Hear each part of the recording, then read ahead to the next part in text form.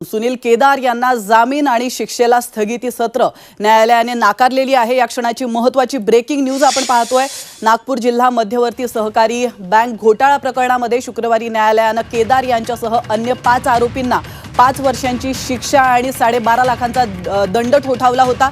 या शिक्षेला स्थगिती देण्यास त्याचप्रमाणे जामीन मिळावा यासाठी केदार यांनी सत्र न्यायालयात अर्ज दाखल केला होता।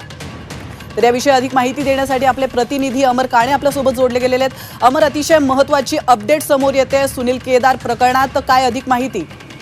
खरं तर जो जामीन अर्ज करताना केसच्या म्हणजे शिक्षेला स्थगिती करता जो अर्ज टाकला होता तो फेटाळलेला आहे। नागपुरात आज कोर्टामध्ये जेव्हा हे प्रकरण सुनावणीला आलं होतं तेव्हा न्यायाधीशांनी जे म्हटलंय की हे प्रकरण लोकांच्या पैशाशी संबंधित प्रकरण आहे। आरबीआय सेबी आणि सहकार खात्याच्या नियमाप्रमाणे ही केस दाखल झाली आहे आणि बेलवर सोडणे चुकीचे ठरेल असं कोर्टाने आपल्या वर्डिक्टमध्ये म्हटलंय। आणि त्यानंतर सुनील केदारांच्या शिक्षेच्या स्थगिती आणि याचा जो जामिनाबाबत जो अर्ज होता तो न्यायालयाने फेटाळलाय। आता कदाचित केदार यांचे जे वकील आहेत ते वरच्या न्यायालयात जाऊन दाद मागण्याची शक्यता आहे।